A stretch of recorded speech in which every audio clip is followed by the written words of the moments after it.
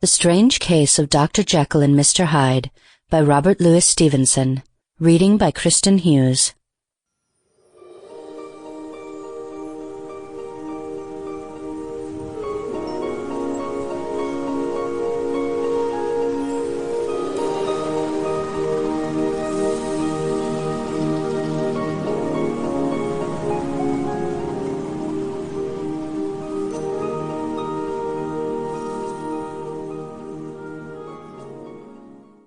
Chapter 1. Story of the Door.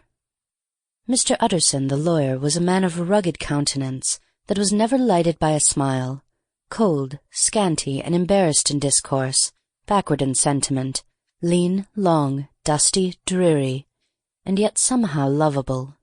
At friendly meetings, when the wine was to his taste, something eminently human beaconed from his eye, something indeed which never found its way into his talk, but which spoke not only in these silent symbols of the after-dinner face, but more often loudly in the acts of his life. He was austere with himself, drank gin when he was alone, to mortify a taste for vintages, and though he enjoyed the theatre, had not crossed the doors of one for 20 years.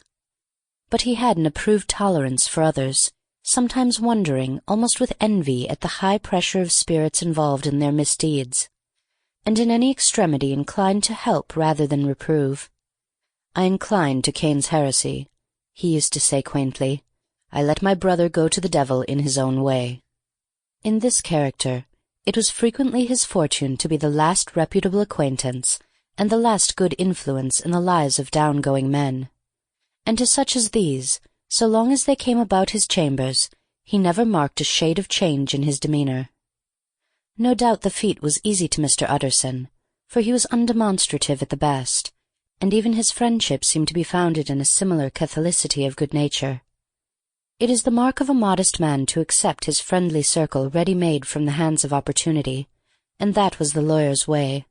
His friends were those of his own blood, or those whom he had known the longest. His affections, like ivy, were the growth of time. They implied no aptness in the object. Hence, no doubt, the bond that united him to Mr. Richard Enfield, his distant kinsman, the well-known man about town. It was a Sample complete. Ready to continue?